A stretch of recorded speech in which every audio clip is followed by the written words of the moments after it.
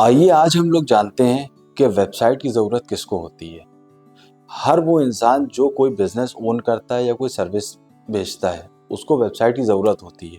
जैसे कि मान लेते हैं कि आपकी एक कपड़े की दुकान है, या मान लेते हैं आपका कुछ इलेक्ट्रॉनिक्स का सर्विस आप डील करते हैं, या तो हम ये भी मान सकते हैं कि आप B2B सर्विस को प्रोवाइड करते हैं। हर उस शख्स को ज़रूरत होती है वेबसाइट की जो कुछ भी बेच रहा है। आप जिस भी सर्विस में डील करते हैं उसके बारे में आप एक बार गूगल पे सर्च करिए। आप देखेंगे कि आपकी सर्विस के रिगार्डिंग बहुत सारे लिंक्स आपको दिखेंगे।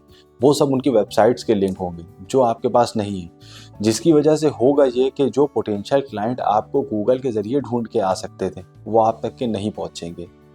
अब सवाल ये भी आता है कि जब आप वेबसाइट बनाने का सोचते हैं कि इसको बनाने में पैसे कितने लगेंगे, कोई बताता है सर्वर लेना पड़ेगा, डोमेन लेना पड़ेगा और डेवलपमेंट के बाद भी काफ़ी ज़्यादा चार्जेस होते हैं। तो ये पूरी तरीके से सच नहीं है, सच तो है। आपको अपने बिज़नेस के अकॉर्डिंग वेबसाइट को डिसाइड करना होगा। अगर आप एक बहुत ही बड़ा कोई बिज़नेस रन कर रहे हैं जिसके अंदर बहुत सारे आपके एम्प्लॉइज़ हैं, करोड़ों रुपए का टर्नओवर है, तो आपको एक हेवी वेबसाइट की ज़रूरत हो सकती है। हाँ, मगर अगर अभी आपका एक स्टार्टअप है, आप एक छोटा-सा बिज़नेस रन कर रहे हैं, तो उसके लिए आपको इतनी महँगी वेबसाइट की ज़रूरत नहीं पड़ेगी। ऐसी टेक्नोलॉजीज़ आ चुकी हैं मार्केट के अंदर कि 15,000 10,000 रुपए में भी आपको एक वेबसाइट मिल जाएगी। और वो वेबसाइट इतनी ज़्यादा यूज़र फ्रेंडली होगी और उसका एडमिन पैनल भी जो होगा वो इतना यूज़र फ्रेंडली होगा कि आप आसानी से उसके अंदर एक्सेस कर सकते हैं, अपनी सर्विसेज डाल सकते हैं, प्रोडक्ट को लिस्ट कर सकते हैं और जो आपसे लोग इंक्वायरी करेंगे उसका डाटा भी आपके पास आएगा। अभी आपने एक वर्ड सुना है एडमिन पैनल। एडमिन पैनल हम लोग तब यूज़ करते हैं कोई भी वेबसाइट के अंदर जब हमें उसको डायनेमिक बनाना होता है। वेबसाइट बेसिकली 2 टाइप की होती हैं। एक तो होती है आपकी स्टैटिक वेबसाइट, यानी कि आपने कोई पोर्टफोलियो वेबसाइट बनाई जिसके अंदर आपने अपने सर्विस के रिगार्डिंग सारी डिटेल डाली, क्या आप करते हैं, थोड़ी बहुत गैलरी डाली और अपनी इन्फॉर्मेशन डिस्प्ले करा दी, मगर आपको यूज़र से कोई डाटा नहीं चाहिए था। तो वो वेबसाइट होगी स्टैटिक वेबसाइट। ये वेबसाइट जो बनती है 8-10 हज़ार रुपए में बन जाती है।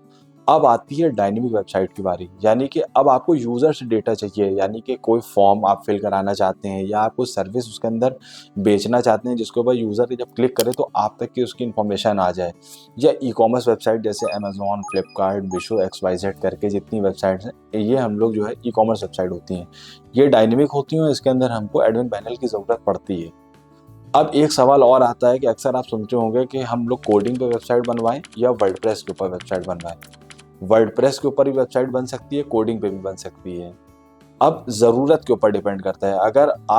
अगर आपके पास एक मैनेजमेंट टीम है, आप चाहते हैं कि हमारा सब मैनेजमेंट हो और काफ़ी ज़्यादा डेटा हो, काफ़ी सिक्योर हो, तो आप कोडिंग के ऊपर जा सकते हैं। हाँ, मगर आपके पास अगर कोई टीम नहीं है, सिर्फ़ एक बंदे हैं, आप खुद ही उसके ऊपर सब डालना चाह रहे हैं, मैनेज करना चाह रहे हैं और कम बजट है आपका, तो आप वर्डप्रेस की तरफ भी जा सकते हैं। आशा करते हैं इन्फॉर्मेशन आपको अच्छी लगी होगी। अगर आप भी इंटरेस्टेड हैं वेबसाइट बनवाने में या कोई इन्फॉर्मेशन हमसे और चाहते हैं, तो आप नीचे दिए गए नंबर पे कॉल कर सकते हैं।